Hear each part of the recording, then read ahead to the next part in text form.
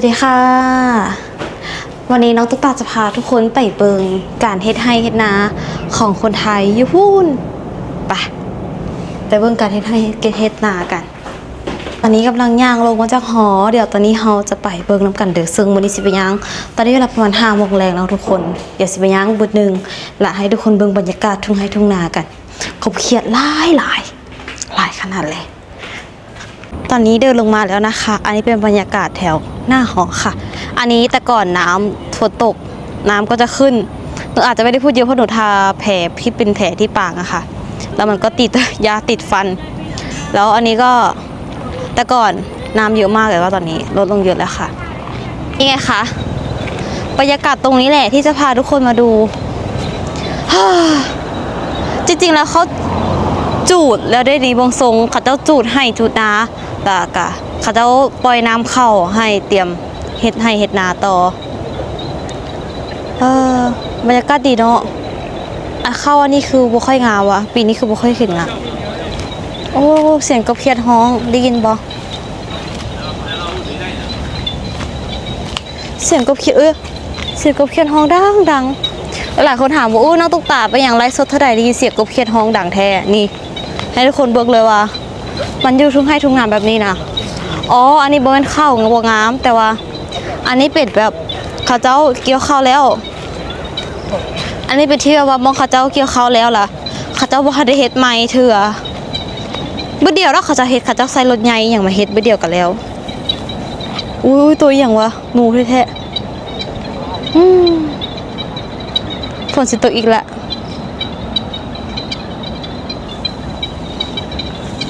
เห็นไหมคะอ้าวตัวงูหรือตัวหนูอาจจะเป็นตัวหนูก็ได้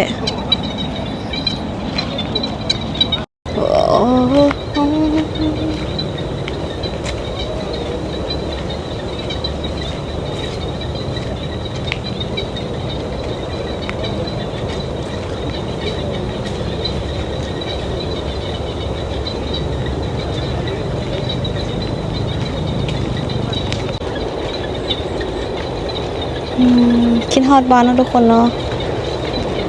อันนี้ดอกคูณได้นี่ดอกแม่เขาเองแม่ซื้อคูณก็เลยดอกคูณงาม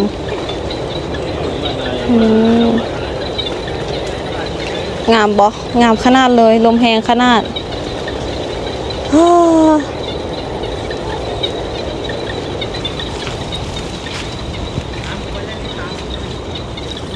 จริงๆนะคะทุกคนเมื่อกี้แบบเจอพระเดินเยอะมากแล้วหนูก็แบบไม่อยากแบบถ่ายพระแล้วช่วงนี้มีประเด็นแบบกับข่าวมันกับพระไม่ค่อยดีแล้วด้วยอย่างเงี้ยค่ะโอเคจุดนี้นะคะเป็นจุดที่แบบอยากให้ทุกคนมาดูยิ้มไม่ค่อยเยอะยิ้มไม่ค่อยได้อันนี้เป็นการทำนาของคนไทยนะคะส่วนตรงนี้เป็นส่วนที่เขาแบบส่วนที่แบบมีน้ำเยอะมากไม่รู้ว่าเขาจะทำนาอีกทีตอนไหนหนูไม่รู้เหมือนกันว่าเขาจะทำนาอีกทีตอนไหนนะคะแต่ตอนนี้หนูกำลังเห็นเพื่อนหนูกำลังวิ่งออกกำลังกายอยู่ตรงนั้นเพื่อนที่แบบเป็นเพื่อนในคลาสรูมอะค่ะตรงนู้นจะเป็นนู่นจำไม่ได้เขาเรียกว่าอะไรแต่แถวนี้หน่อไม้เยอะนะคะเก็บได้ไหมเนี่ย ใครเป็นเจ้าของเก็บได้ไหมเนี่ยไม่รู้ว่ามีตรงที่เดินไปตรงนู้นหรือเปล่านี่ไงรถอีแตนมันมีรถอีแตนนะคะมันมีรถอีแตนอยู่ตรงนี้ซึ่งรถอีแตนอันนี้เป็นรถที่ใช้จูบน้ำหนูไม่ค่อยได้มาเดินเล่นเลยนะคะนานๆที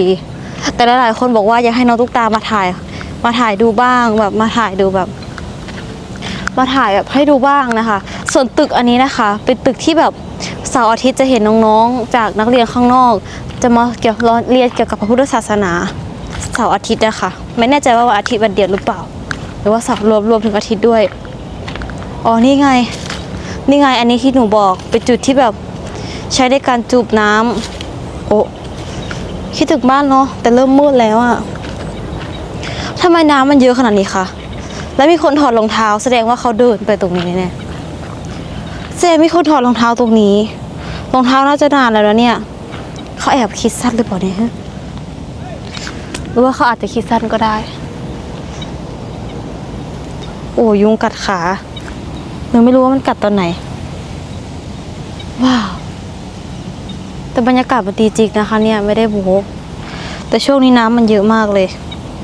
ยืนก็ต้องมองด้วยยุงเยอะโอ้อาจารย์ตึกปลาดูดิอาจารย์ไปยืนตกปลาอาจารย์ตกปลาว่ะหนูต้องเอาเบ็ดมาใส่เบ็ดวันนี้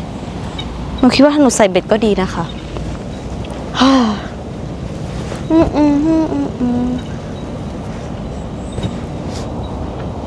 ใส่เบ็ดใส่บองใส่ใจได้แค่มองใส่มองได้ทั้งปลาใส่ใจอ้ายนี่นะสิพาไปกินเก่งเหน่อไม้ใส่ใจได้แต่มองใส่มองได้ทั้งปลาโอ้ฟ้าเรือมพุ่นฟ้าเรือมมีพุ่นแหมว่าไปได้บ่ไปบ่ได้ไปบ่ได้เลยแต่บรรยากาศมันดีได้เบิ่งฟ้าเริ่มมืดแล้วโอ้แต่อากาศมันดีอีหลีเนาะลมเย็นใจจอยเลยคิดฮอดบ้านที่แรกว่าสิย่างแถวนี้แต่ว่าฟ้าเรือมที่แรกก็สิย่างแถวนี้ได้แต่ว่ามันย่างบ่ได้แถวนี้มันน้ำเต็มบ่ฮู้ว่าน้ำเลิกบ่น้องลูกตาว่าคันเฮาเอาเบ็ดมาใส่นี่คือสิดีก็คือสิได้ดอกเบิ่งทรงคิดว่าคันใส่เบ็ดนี่ก็คือสิได้เบิ่งทรงนี่ทุกคนเนาะใส่เบ็ดคือสิได้เก็บหอยเนาะแบบถ้าเป็นบ้านทางนี้แม่มาเลาะใส่เบ็ดใส่หางมองอย่างแต่บ้านแห่หางมองคือสิได้ปลาดีเอาลูกตาบ้านแห่บ่เป็นเดี๋ยวจะต้องแบบไปเฮียนบ้านแห่อย่างอีพ่อสมศักดิ์เพราะว่าอีพ่อสมศักดิ์บ้านแห่เป็นไปเฮียนบ้านแห่อีพ่อบ้านแห่เป็นถ้าจะเล่าถึงการเฮ็ดไร่เฮ็ดนาอยู่ไทยนี่คนไทยนี่เฮ็ดไร่เฮ็ดนาดุแลปีนึงเฮ็ดเทื่อ2เทื่อ3เทื่อเพราะว่าน้ำอยู่แถวนี้อุดมสมบูรณ์น้ำแถวนี้อุดมสมบูรณ์ขนาดเลยทุกคนการเฮ็ดไร่เฮ็ดนานี่ค่อนข้างที่จะแบบสะดวกสบายแล้วก็เกษตรกรอยู่ไทยนี่แบบส่วนหลายคนไทยเฮ็ดนาแบบบางคนมีนาหลายเฮ็ดขายเลยได้เงินดีแฮงใดยอมรับว่าการเฮ็ดไร่เฮ็ดนาของคนไทยน่ะปีนึงเฮ็ดหลายเทื่อบ่พอแต่ว่า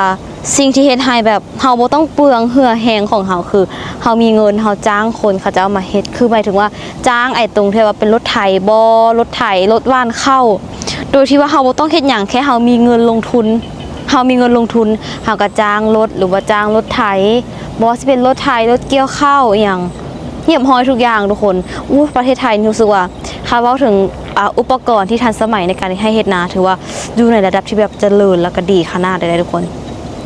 FC บอกว่าทำไมน้องตุ๊กตาไม่เก็บเงินซื้อรถเกี่ยวข้าวเอาไว้ไปเกี่ยวข้าวที่ลาวล่ะเพราะที่ลาวยังไม่มีรถเกี่ยวข้าวเลยแบบทางบ้านน้องตุ๊กตาแต่ว่าอยู่ลาวบางภาคคันมีแล้วแต่ว่าทางบ้านน้องตุ๊กตายังบ่ทันมีเทื่อ FC ก็บอกว่าอยากให้น้องตุ๊กตาเก็บเงินซื้อเหมือนว่าเก็บเงินซื้อรถปั้นข้าวเอาให้พ่อสมศักดิ์แบบไปเลาะจังเกี่ยวข้าวอย่างสินะมันแพงเลยทุกคนขนาดอยู่ไทยยังว่าแพงเล่าผมเป็นกีบสิคือผมบริษัทบ่ต้องแปลกใจผมเป็นกีบอันนี้คือผมที่บริษัท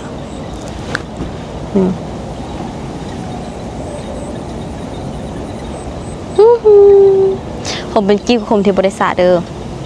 ถ้าอยู่บ้านน้องตุ๊กตาถ้าแบบว่าขึ้นซื้อแบบพร้อมกันเฮ็ดไร่เฮ็ดนามันแพงอีหลีทุกคนรถปั้นข้าวราคาเป็นล้านน่ะรถปั้นข้าวไทยราคาหลักล้านทุกคนคิดเบิ่งมันมีคลิปนึงที่น้องตุ๊กตาแบบทายรถเกี่ยวข้าวตัวคลิปนั้นปาไปแสนเลยทุกคนเป็นคลิปที่แบบป้าคนเบิ่งหลายขนาดเลยแล้วก็เป็นคลิปที่แบบครั้งแรกที่ได้เห็นรถเกี่ยวข้าวอยู่ไทยรู้สึกประทับใจแฮงเพราะว่าบ่เคยเห็นคิดในใจว่าป้าคันเอารถเกี่ยวข้าวนี่ไปไว้อยู่บ้านเฮาหน้าเกี่ยว1ชั่วโมงก็แล้วแบบอันนี้เฮาเกี่ยวมืออยู่บ้านเฮาเกี่ยวมือส่วนสิแล้วทุกคนใช้ในการเกี่ยวมือสุดที่แล้วใช้เวลาประมาณหลายชั่วโมงหลายชั่วโมงหมดมือนี้มืออื่น 2-3 มื้อสุดที่แล้วแต่ทำรถเกี่ยวข้าวนี่คือ1ชั่วโมงเพราะว่านางตุ๊กตาบ่ได้หลายเด้บ่จักไล่เองนอนน้อยเดียวนึงละเกี่ยวข้าวคันมีรถเกี่ยวข้าวนี่ชั่วโมงเดียวกันแล้วแถมยังได้เป็นเม็ดข้าวอีกแบบดีขนาดแล้วก็ละเอียดอีกเนาะได้เฟืองได้ฟางที่งามเสมอกันเฟืองฟางอย่างเขาก็สามารถที่จะเอาไปแบบเฮ็ดอย่างอื่นก็ได้สินะเอาไปเฮ็ด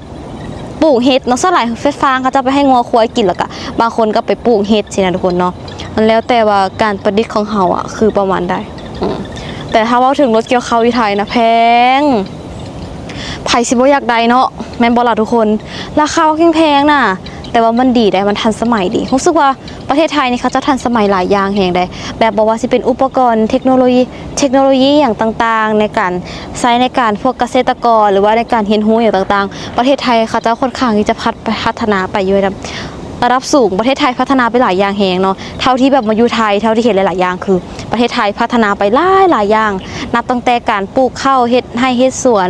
อุปกรณ์ที่ทันสมัยแล้วก็มีอีหยังตัวเสริมบ่ว่าจะเป็นปุ๋ยอีหยังต่างๆเนาะคนไทยเขาจะผลิตโคตรเก่งเลย คือประเทศไทยมีโรงงานนะโคตรหลายนกตุ๊กตาเข้าใจแล้วว่าเป็นอย่างสินค้าไทยอีหยังแบบมันจังแบบบ่แพงอีหยังแบบราคามันบ่ได้ขึ้นลงอะนะสลายสินค้าไทยอะนะทุกคนคือบอกเลยว่าสลายแม่ค้าเจ้าจะผลิตภายในประเทศตัวเองแล้วก็บ่พอยังส่งออกนอกต่างประเทศนำปัดสลายประเทศบ้านนกตุ๊กตานี้ค่ะเจ้าจะรับมาจากประเทศนอกโดยเฉพาะแม่นสินค้าไทย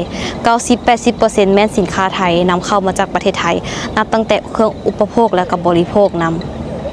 ทุกคนสังเกตเดินไปลาวสินค้าไทยหลายแล้วทุกคนไปสังเกตเบิ่งประเทศเมียนมาสินะก็มีสินค้าไทยค่อนข้างที่จะหลายประเทศลาวสินค้าไทยก็หลายประเทศเมียนมานี่ก็ประมาณ 80-90% เป็นสินค้าไทย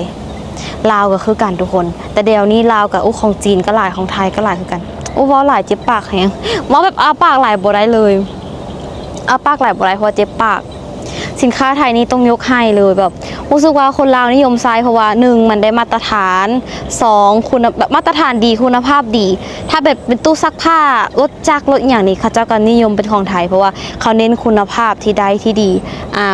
แล้วก็ส่วนของจีนนี่สลายเขาจะว่าถ้าเปรียบเทียบเป็นของไทยก็คือแบบโบซูไทยอย่างเงี้ยทุกคนเนาะคือน้องตุ๊กตากับบ่ได้อยากเปรียบเทียบเลยแต่ว่าอันนี้เบ้าถึงการนิยมไซส์ของคนลาวอะคนลาวมักนิยมไซส์อีกอย่างแต่ว่าของจีนนี่ราคาจะถูกกว่าของไทยบุครึ่งนึงกับประมาณ 70% ของ 100% สินค้าจีนจะถูกกว่าสินค้าไทยแต่คนลาวก็ยังใช้สินค้าไทยเป็นหลักเพราะว่ายังนิยมไซส์อยู่เพราะอะไรเพราะอย่างฮู้บ่เพราะว่าสินค้าไทยมันได้มาตรฐานแล้วก็ได้คุณภาพดีพร้อม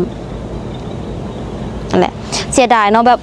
แต่ละมือก็หวังว่าสิได้มาเจอรถดำให้ดำนาเกี่ยวเขาแน่บ่เคยเจอจักเทื่อโดนแล้วบ่ได้เจอบ่ได้เห็นนี่อยากเห็นคือกันทุกคนแต่มื้อนี้โอ้ยบ่เห็นซ้ำเสียดายอันนี้สิยังกลับไปหอเด้อทุกคนเด้อเพราะว่าบรรยากาศมันกะเริ่มมืดแล้วย้านมาผู้เดียวแน่แล้วก็เดี๋ยวสิยังกลับหอก่อนโอเคขอบใจทุกคนหลายเด้อที่มารับชมคลิปนี้เนาะก่อนออกไปฝากทุกคนอย่าลืมกดไลค์กดแชร์แล้วก็กดติดตามเป็นกำลังใจให้น้องตุ๊กตาในคลิปต่อไปแน่และน้องตุ๊กตาขอตัวลาไปก่อนไปละบ๊ายบาย